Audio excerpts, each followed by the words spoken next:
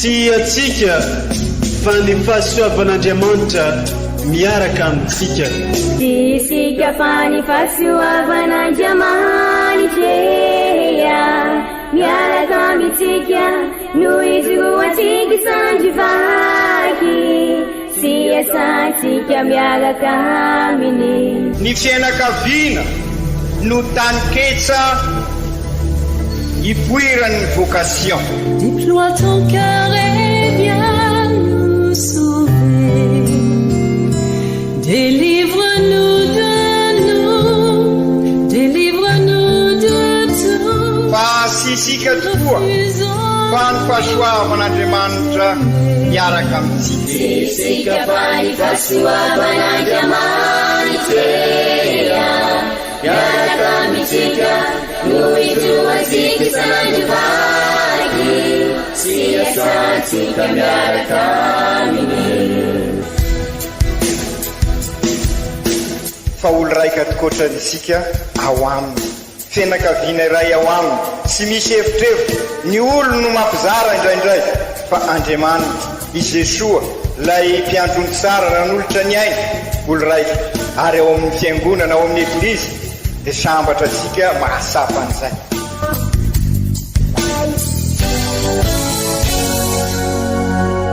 Olo araiky atsika atambatry ny fanahy masina kamiray olo araiky ao amin'ny Kristy.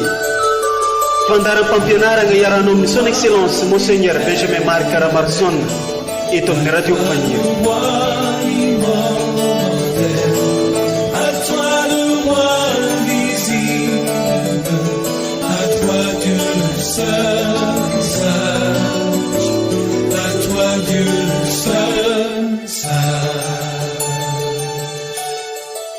Ome fiadanana ireo magnantegnanao ry tompo, engany eo masinteny ny mpaminagny, eno ny vavaka Israely mpanomponao sy vahoakanao. Boky ny Siraka, toko fa 1:10. Ankafaliagna lehibe no agnanaovagna mbola tsara finaritra korialantsika jiaby izay mankafy magnaraka tsy tapaka ity onjam-peo mamitsika dia ny radio Fagniry. Arabegna aby atsika jiaby tratran'ity alahady fa 4 tsotra mandavan-taogno, alahady andalignantsika finoagna ao amin'ny taogno di. Mbola agnatin'ny hafaliam-be ny famangeny papa atsika amin'izao fotoagna zao ty, herignandro amin'ny any igny fitsidegna manatantara zay nisy teto amin'ny firenentsika ny eglizintsika. Ke miegny irigny arem-pahasoavagna sy fahasoavagna maro zay nafafiny ho antsika atsika agnatin'izao amin'ny fanohizagna ny tantaran'ny eglizy. Ke agnatin'izagny amezan'ny eglizy loha hevitra atsika dia ny hoe ray aman-dreny tsy mahafo zanaka Andriamanitra. Tsy fon'Andriamanitra atsika, tiana atsika, namezan'ny mpiandry ary izagny mpiandry zegny no tonga teto amintsika namafy fiadanagna fanantenagna ka iaignansika izegny amin'ny andavanandro mpiainantsika amin'ny finoagnantsika mba ho tegna irak'Andriamanitra ary ho tahadray atsika amin'izegny fitiavagna asehon'Andriamanitra amintsika zegny. Fa matetiky atsika no besesia milefa izy Andriamanitra paharatsika, izy Andriamanitra raintsika ka antsoina atsika mba iray aminy ary agnatanteraka ny sitrapony amin'ny fiainagnantsika andavanandro. Oregnitsika amin'ny tenin'Andriamanitra telo aroson'ny eglizy amintsika amin'ny andrany any ty ny famaboasagna famakifakagna io loha hevitra io arahiny fampianaragna sy toriteny Monseigneur Benjamin Marc Caramarson archevêque izany.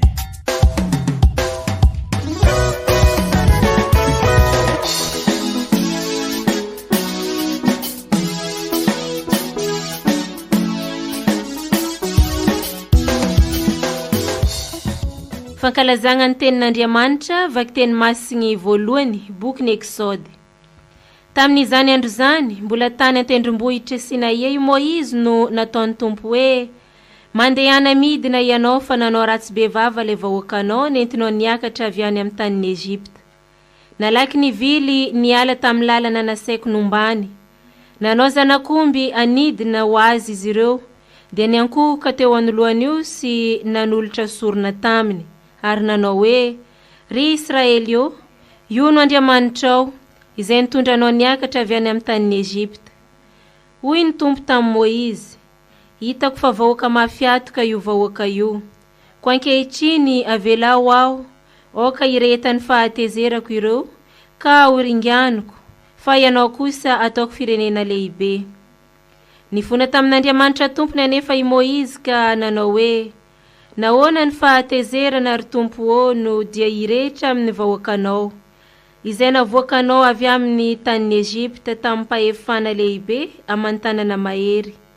Fa tsarovy Abrahama sy Isaaka ary Israely mpanomponao, izay nilazanao tamin'ny mpianianana amin'ny tenanao hoe, ho amaroiko toy ny kintana eny an-danitra ny taranakareo, ary omeko ny taranakareo izany tany rehetra nolazaiko taminareo izany, ka anjakany mandrakizay.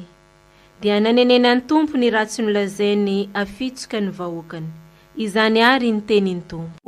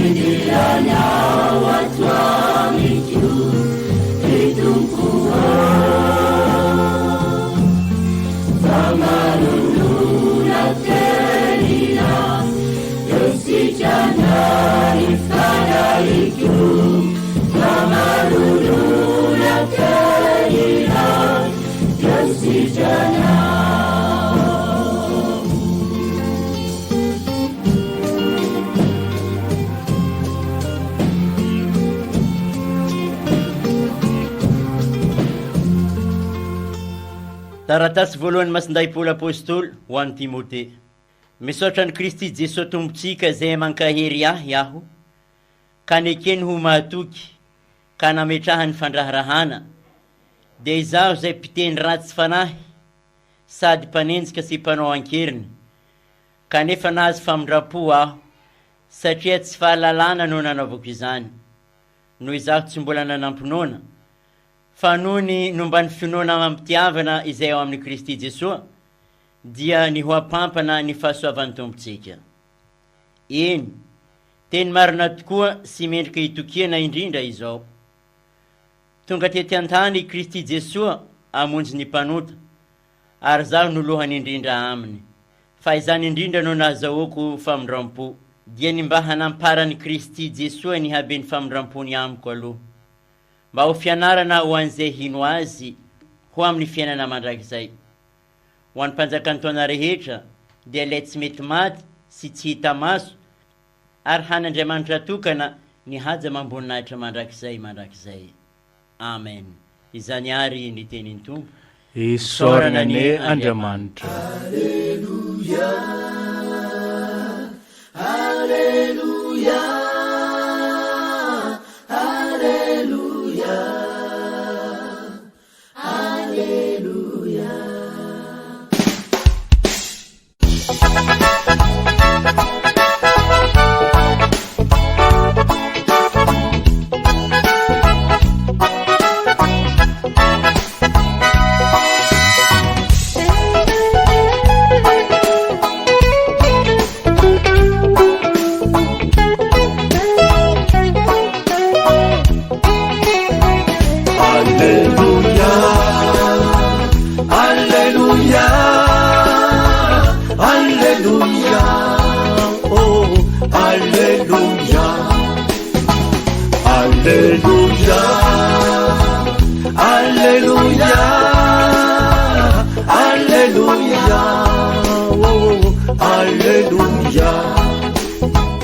Evanjely masina nosoratan'ny Masindaly Luka ao amin'ny toko 10.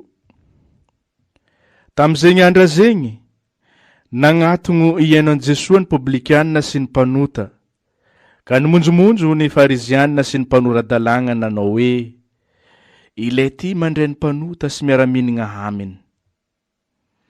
Dia nilaza ity fagnoharagna ty taminy Jesosy nanao hoe iza moa aminareo no managna ondry zato ka veriny anankiray no tsy andao ny 750 any agnefitry ka andeha hitady lay very mandra-pahitany azy?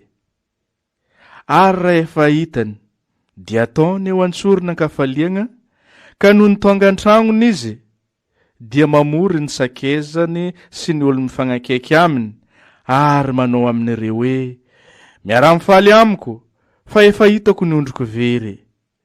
Lazaiko aminareo fa toy izany koa isy afaliagna lehibe kokoa agny an-dagnitry amin'ny mpanota iray mibebaka noho ny amin'ny olona marina 750 sy mila fibebahagna.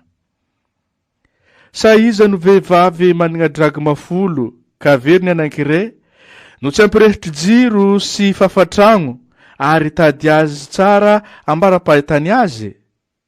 Ary rehefa hitany dia mamory ny sakezany sy ny vehivavy mifanakaiky aminy izy ka manao hoe miara-mifaly amiko fa efa hitako ny dragomako very. Toy izany koa lazaiko aminareo fa isa faliagna lehibe ho agnatrain'anjelin'Andriamanitra raha misy mpanota iray mibebaka. Hoy koa izy, nisy lehilahy anankiray nananjanaka amin'ny rahalahy, ka hoy ilay zandriny tamindreny, dado, omeo ahy ny anjara fanagnana tokony ho ahy. Dia nozarainy tamin'izy roa lahy ny fanagnany. No niafaka andro vitsivitsy dia nangonon'ilay zandry ny fanagnana rehetra, ka lasa nankanantany lavitra izy, nandany ny fanagnany tamin'ny fitondran-tegna ratsy. Rehefa laniny avokoa ny fanagnany rehetra dia nisy mosary lehibe tamin'izany tany izany, ka nahantra izy. Dia lasa nianao ny karama tamin'ny tompo-tany anankiray tagny, ka nirahy ny iandriky soa tagny antsaha. Naniry voky amin'ny odomboan-javatra no an'ny kisoa izy, fa tsy nisy nagnome azy. Zay vao nodiny sainy, ka hoy izy, firifira akory moa ny mpikaramany dada no manan-kanigny be, nefa izaho kosa ity matinoagna. Itsanganao ho agny amin'ny raiko, ka anao aminy hoe dado, efa nanota tamin'ny lagnitra sy teo agnatrehanao aho, ka tsy mendriky antsonao hoe zanako intsony, fa mba ataovy tahaka ny anankiray ampikaramanao re aho.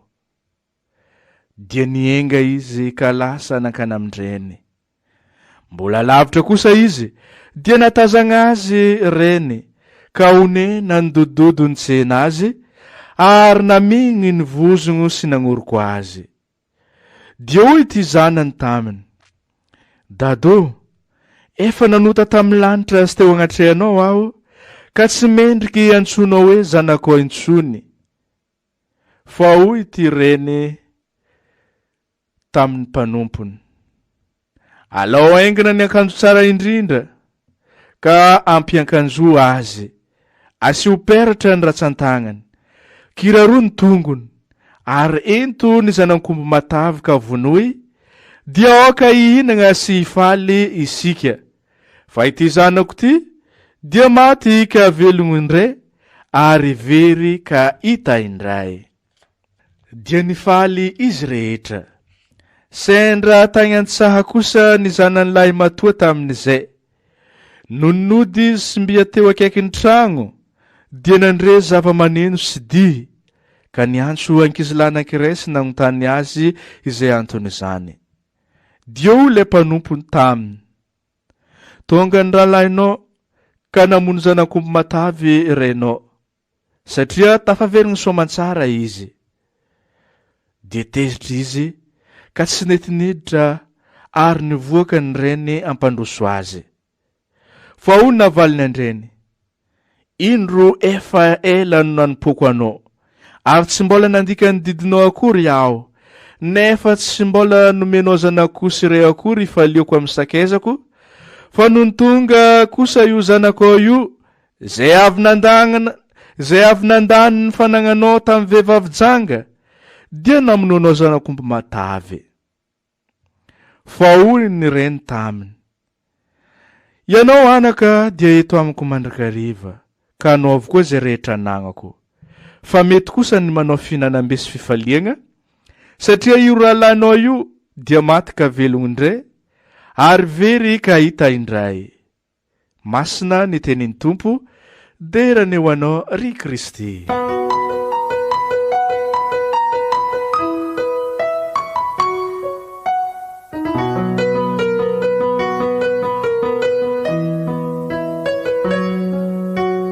Ry kristianina havana, raha alahady maromaro tsika zay no nandalianantsika sy ny banjinantsika ireo lohevitra maromaro ka ahatonga an'izay finoana ho latsapaka tokoa, ka ahatonga asika tena ho anisan'ny fianakaviam-ben'Andriamanitra, olo raika asika ao amin'ny trinité masina, ahatonga asika ho eglizy olona verina manorina eglizy tranoben'Andriamanitra, lay ahatonga atsika ho tena ho taranaka mpanorina tokoa, mpanorina tontolo mpiainana, tontolo iainana, tontolo mpinoana araky ny sitrak'Andriamanitra. Dia amin'izao alahady izao kosa dia ampibaribarian'Andriamanitra fa ray be fitiavana tokoa Andriamanitra, ray aman-dreny tsy mafoy asika izy, ka na dia eo aza ny toetra asika dia mandray asika izy. Fa ambarany koa anefa araky ny ireny dinidinika nataosika, araky ireny fampianarana ireny zay no alalintsika teto, dia tsy mandeha ho azy zay fa miankina amintsika be dehibe, miankina amin'ny ezaka ataotsika koa ilay fahasoavana omen'Andriamanitra, ka tsy maintsy miditra amin'ny varavarana teritsika, izany hoe tsy maintsy misy ezaka ataotsika, tsy maintsy misy fahafoizana, tsy maintsy misy finiavana avy amintsika sirairay amin'ny iainantsika an'izany finoana izay nilazaitsika matetika fa sy tany malemy anorenam-pangady ny finoana isika, fa tany lonaka iasan'ny fahasoavan'Andriamanitra.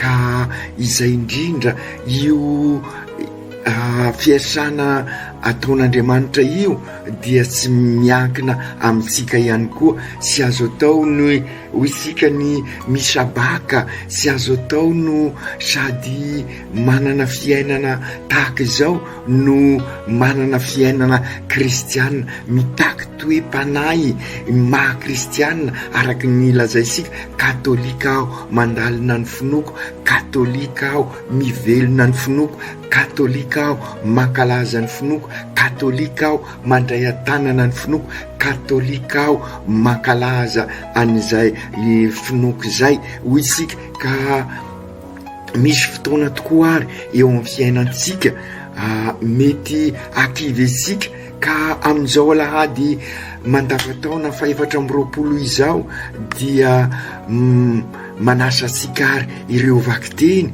fa ray aman-dreny tokoa Andriamanitra araka ny voalaza sika teo ka sy mahafoy atsika izy araka ny lohevitra nolazaina tamintsika teo am-pendohana ray be famindrapo izy ka amin'ny averimberina amintsika fa izay famindrapon'Andriamanitra izay dia mitondratsika amin'ny tena fiadanana hoy indrindra ny papa averimberintsika matetika raha mivelona ny fifamelan-keloka sy ny famindrapo isika dia anjaka tokoa eo amintsika ny fiadanana sy ny fandriampahalemana matoa zany mikorontana ny fiainantsika, ny fiainan'ny fianakaviana, ny fiainan'ny eglizy, ny fiainan'ny fiarahamonina, ny fiainam-pirenena dia satria sy bola eo anivosika ny fifamelan-keloka sy ny famindrapo ary dia izay ny tiany eglizy ary asongadina amintsika amin'izao alahady fa 420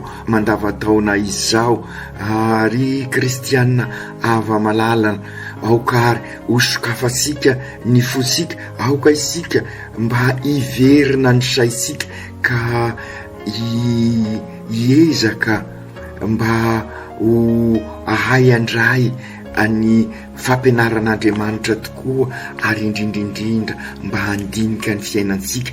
Ny fampianarana voalohany azo asongadina amin'ny tenin'Andriamanitra fandrindra ny evanjely dia ny toetra n'ilay lazaisika matetika moa io evanjely io hoe evanjelyny jazam-pandany fa raha ny tena marina ary sara asongadina sahady dia lay tantaran'lay ray sy lany mpitiavana dia Andriamanitra io fanoharana nataon'i Jesosy io ka fantatrasika fa ireo zanaka na ilay faralahy zany na ilay ray matoa dia isika ka ny toetra voalohany tiako asongadina ary eto am-pendohana dia ny toetra n'ilay faralahy zay toetra sika matetika varimbarina isika dia lasa azony rendrarendra n'izao tontolo izao voasarika ny fampianarana diso fampianarana mety mitarika sika any amin'ny zay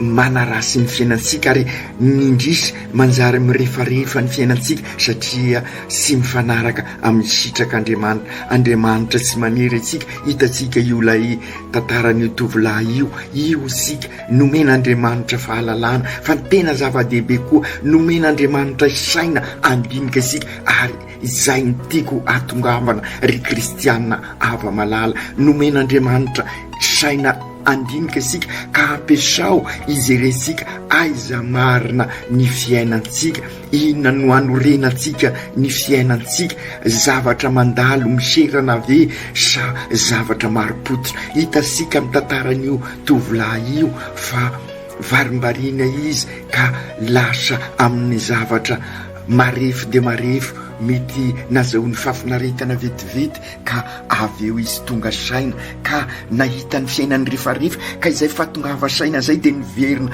any amin'ny raha izy ka izay indrindra no tiany vakiteny voalohany ihany koa amin'ny bokiny Exode izay ahitasika fa varimbarina tamin'ny fanaovana sarinomby nanaovana sampy ireo vahoaka zany hoe nanorina Andriamanitra hafa ary io ny fakapanahy manjo asika mieritreritra isika fa avita tena samire ary indrindraindrindra vao fitaka indraindray ka mahita Andriamanitra sy izy ka io indrindra ny tiako ampisaivina antsika ry kristianina hava alalino ny finoantsika satria ny sampy tena loza dia sy ilay amboarin'ny tanantsika fa namboarin'ny saitsika amboariny ny fosika ireny sampy tena mandoza ireny dia sinona fa ny fitiavatena vokatry ny fitiavam-bola ny fialonana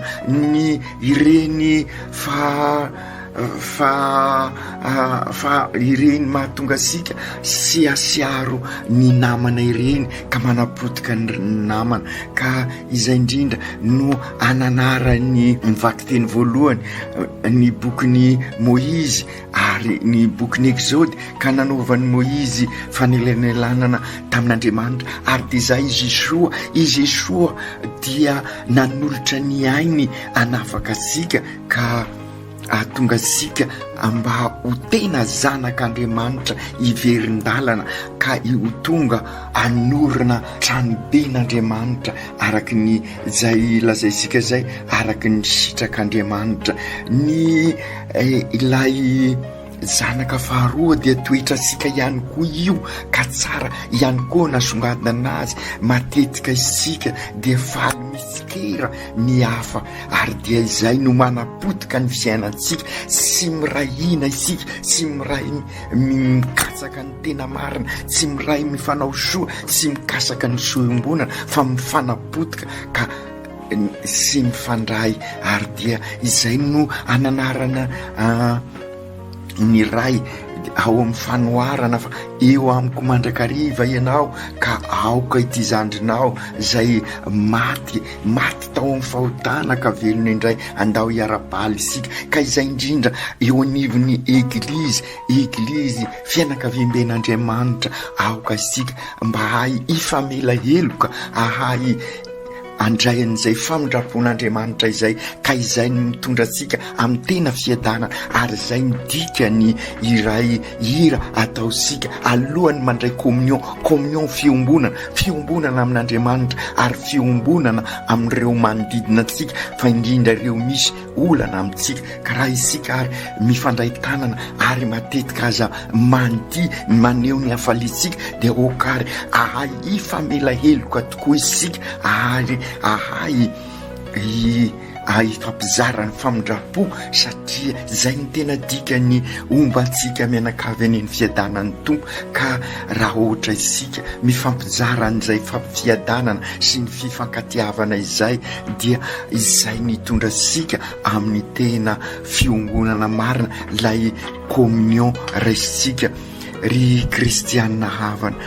Azo lazaina zany fa eo anivon'izay adi-piainana, eo anivon'izay sidra maro isan-karazany tahaka ny nanjoa an'ilay faralahy ao amin'ny fanoharana. Misy fotoana zay lasaka ambany misy ny fiainansika dia oka ho fakahirezana sika ny izao tenin'Andriamanitra zay manambara amintsika fa sy araky ny hevitry ny zao tontolo zao tokoa izay fiadanana omen'Andriamanitra izay satria mamerina ny zo mahazanak'Andriamanitra atsika ny Andriamanitra ray enitsika ny teny ao amin'ny evanjely nilaza lay ray hoe kiraroy ny tongony sy iza io sinona ny dikan'izay fa famerenan-jo ary ny zavatra anankiray tsara hosoritana ihany koa ry kristianina havana ary ialansika amin'ilay toetra nylay matoa dia ilay ray nilaza tamin'ilay mpanampy azy ikarakara ny zanany dia sy izay io mpanampy io fa isika kristianina, isika sikiraikiraiky, isika no ny eglizy no lazainy ray ka lazainy ny ray ikarakara ny zanany zany hoe ireo eo akaikisika, ireo eo anivosika, ireo rahalahtsika, ireo anabavitsika, ireo rahavavitsika kiraroy ny tongony zany hoe omeo ny asina mahaolona ireo manodidina antsika. Milaza amintsika ary Andriamanitra fa sy maintsy manana famindrapo isika, sy maintsy mifamela heloka isika ary amin'izay dia misy dikany tokoa io voalaza ny fanoharana io. Asio kiraro ny tongony, asio peratra ny tanany, maty zanako tika velona indray. Isika zany no mamelona an'ireo manodidina antsika. Ny sakramenta omen'ny eglizy no mamelona ansika ary dia manome asina asika ao anatiny izay fifanazana izay, ary ao anatiny izay fifamelan-keloka izay, ao anatiny izay sakramenta masina izay. Ary de izay nidikany ny kofesy, ary izay no natonga ny ray miresaka amin'ilay matoa mba asapa an'izany lalana sy mainsy izorana izany, zany hoe asapa asika sirairay avy, fa indrindra isika eo anivon'ny eglizy, fa sy mainsy mandray ny hafa, ka amin'izay dia ho tanteraka tokoa ao anatin'ny fifamelan-keloka sy ny famindrapo lay fiadanana voalazan'i Jesosy, ary lay fiadanana ifampizaransika isaky ny mankalaza ny Eucharistia, alohan'ny fankalazasika ny communion, alohan'ny andresasika ny communion izay mampiombona antsika amin'Andriamanitra sy mampiombona antsika samby isika. Ary dia azo lazaina zany fa vaovao mahafaly lehibe no ambara amin'izao alahady fa 4 mandavataona izany. Ka izay no ahafahantsika koa araky ny fampianarany masindaha-Paoly amin'ny taratasinao ny Timote, dia izao izay mpiteny rasy fahiny sady mpanenjika ny mpanao ankeriny, kanefa nahazo famindrapo aho satria sy fahalalana no anaovako an'izany, noho izao sy mbola nanam-pinoana, fa no nomban'ny finoana mampitiavana izay ao amin'ny Kristy dia ny opampana ny fahasoavan'ny tompontsika. Hitasika zany ny vokatry n'izay fandraisana ny fifamelan-keloka sy ny famindrapo. Azo lazaina zany fa nanao an'izay experience izay ny masindaha-Paoly ary tantarainy amin'ny Timote, ary ataoko fa isika tsiraikiraiky rehefa tena mivelona an'izay fifamelan-keloka sy ny famindrapo izay eo anivon'ny fianakaviana, dia zary tena eglizy tokoa ny fianakaviana, ary mankalaza n'izay famindrapon'Andriamanitra izay. Ary izay no mahatonga any masindaha-Paoly say milaza fa miopampana ny fahasoavana taminy, na dia sy mendrika aza izy ho izy ka nandray an'izay fahasoavan'Andriamanitra izay. Ry kristianina havana, nananatra asika tokoa ary i masindaha-Paoly atoky an'izay famindrapon'Andriamanitra izay, satria isika no matetika no besiasia, isika no araky ny voalaza teo amboalohany mamboly sampy ao am-posika ao, ka sy mahita ny ten'Andriamanitra marina, ka araroty ary izao fotoana izao izay fandaliana mpinoana izao mba ioropaka ao amintsika tokoa izay fahasapana ny ten'Andriamanitra, Andriamanitra ray tsy manavakavaka, ary dia maniraka atsika koa tsy hanavakavaka ary sy anao fizarazarana, fa ifampizara an'izay fifamelan-keloka sy ny famindrapo izay, ka ivonina ifampikarakaraka tokoa isika, ifanasoa, ifanompo ao amin'ny hafaliana, ka ahazo an'izay fahasoavana miopampana araky ny voalazan'ny masindaha-Paoly izay. Ry Jesosy Kristy amin'izao lahady fa 4 mandavataona izao, mazava ny fampianaranao, ray Andriamanitra, ray sy lavitra tokoa izy, ray tena tsara fo, ray be famindrapo, ary dia vonina andray anay mandrakariva, ka aokary ny fonay mba ho sokafanay, ka ianao no any Andriamanitra ho tomponay, ny fonao, ny fony Jesosy zanakao no mampibaribary an'izay famindraponao izay ry Andriamanitra iray. Ianao tokoa ry Jesosy no endriky ny famindrapon'Andriamanitra, ka ampio zahay ahay izara izany famindrapon'Andriamanitra izany eo amin'ny manodidina anay. Engany zahay ry Jesosy zoko io, ahay ifandray tokoa, ahay andray ny namanay, anana an'izay famindrapo izay zahay ka ifanao soa, ifanatsara, ary indrindra ifanome asina, ifanaza, ka anome zay soa ho an'ireo namanay, fa indrindra ireo voahilikiliky ny fiarahamonina, amin'izay dia hiada-pinaritra ao aminao zahay, ka zary eglizy olona velona manorina, eglizy tranoben'Andriamanitra, ka ho taranaka mpanorina tokoa izahay, ka ivelona ao anatin'ny hafaliana sy ny fiadanana avy aminao. Aoko tanteraka izany amin'ny anaran'ny Ray sy ny Zanaka sy ny Fanahy Masina. Amen.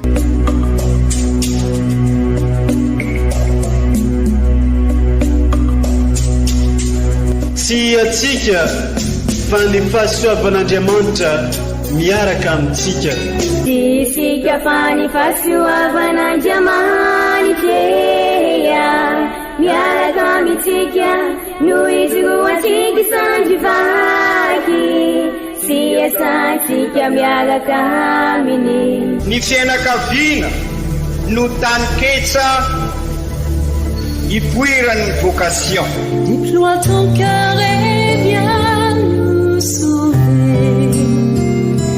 Délivre-nous de nous, délivre-nous de tout. Fa sisika tokoa fa ny fahasoavan'Andriamanitra miaraka amintsika. Sisika fa ny fahasoavan'Andriamanitra miaraka amintsika no izoatsika sandrivaky sy asantsika miaraka aminy. Fa olo raika tokoatranisika ao aminy, fianakaviana iray ao aminy, tsy misy efitrevitra. Ny olo no mampizara indraindray fa Andriamanitra i Jesoa lay mpiandrony tsara ran'olotra ny aina, olo raika ary ao amin'ny fiangonana ao amin'ny eglizy dia sambatra sika mahasapa an'izay.